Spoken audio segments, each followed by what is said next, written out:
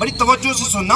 اور یہاں جتنے کھڑے الحمدللہ میں سب کو پہچانتا ہوں، ہم سب حسینی ہے کہ نہیں ہے؟ ہاتھ اٹھا کے کون ہے؟ الحمدللہ ہم سب حسینی ہیں، اللہ کا فضل ہے۔ ان کی امام حسین کی والدہ کی شان میں گستاخی کی، ایسے بات ہے جب گستاخی ہوگی تو عاشق تو برداشت نہیں کریں گے، اس کو کچہری کے حوالے کر دیا، کورٹ کے حوالے کر دیا، کورٹ نے سزائے موت دے دی، اس کو سولی چڑھا دیا، پھانسی چڑھا دیا گیا۔ اب اس کے ماننے والوں نے 14 تاریخ کو میلہ لگایا، اس کے ماننے والوں نے جو اس کے سپورٹر تھے کہ بھائی اس کو غلط پھانسی کی سزا دی،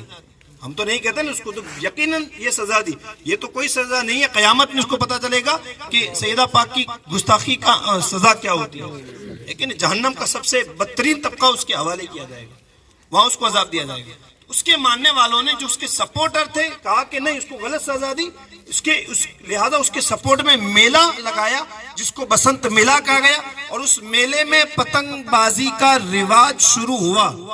سن رہے ہیں نا آپ لوگ؟ پتنگ بازی کی اصلیت بتا رہا ہوں کہاں سے شروع ہوئی، وہاں سے پتنگ شروع ہوا، اور وہ پتنگ ہوا میں اڑتا ہوا آپ کی چھت تک آ گیا، آپ کے ہاتھوں تک اس کی ڈوری آ گئی۔ آپ محرم میں کہتے ہیں یا حسین ہم نہ تھے، ہے نا، آپ کو منع کیا جاتا ہے کہ بھائی سینہ مت کوٹو، اپنے بدن پر تلوار نہ چلاؤ، یہ حرام ہے، آپ نہیں مانتے ہو، حرام کرتے ہو، کیوں؟ امام حسین کی محبت ہے، حالانکہ محبت میں حرام کرنے کی ہرگز سے اجازت نہیں ہے، مگر میں آپ سے یہ پوچھتا ہوں کہ آپ امام حسین کی محبت میں اپنے سینے پر تلوار مارنے کو تیار ہو کہ امام حسین کی ماں کی گستاخی کرنے والے کی یاد میں جو ہے منانے کے لیے جو پتنگ بازی شروع ہوئی گئی، اس پتنگ کی ڈوری کو چھوڑنے کے لیے تیار نہیں ہو؟ اب کہو نا ہو کہ نہیں ہو؟ جتنے تیار ہیں ہاتھ اٹھا کے کہیں انشاءاللہ، انشاءاللہ ہم سب حسین ہیں، کہیں انشاءاللہ، انشاءاللہ امام حسین کو قیامت میں منہ دکھانا ہے کہ نہیں ہے؟ ہم قیامت میں امام حسین کے سامنے، اگر آپ کی والدہ کو کوئی برا بھلا کہے، گالی بکے، آپ برداشت کریں گے؟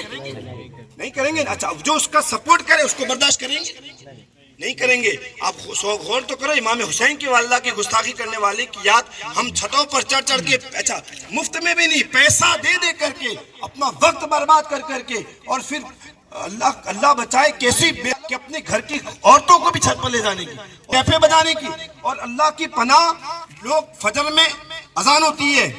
حی علی الصلاۃ، حی علی الصلاۃ، 2 بار آؤ نماز کی طرف، 2 بار آؤ کامیابی کی طرف، 2 بار اذان میں 4 بار آؤ آؤ بلایا جاتا ہے، اقامت میں پھر 4 بار بلایا جاتا ہے، اس کے باوجود اٹھانے کے لیے صدائے مدینہ دینے کے لیے لوگ آتے ہیں کہ اٹھو فجر کا وقت ہو گیا، ہم نہیں اٹھتے۔ اور شرم کی بات یہ ہے کہ اترائن کے دن لوگ اذان سے پہلے چھتوں پر ٹھنڈی میں چڑھ جاتے ہیں اور ٹیپ بجاتے ہیں۔ اللہ اکبر۔ میں کہتا ہوں قیامت میں امام حسین کو کیا منہ دکھاؤ گے، اور رسول اللہ کو کیا منہ دکھاؤ گے کہ میرے نبی نے فرمایا جس نے فاطمہ کو عزت دی اس نے مجھے عزت دی، اس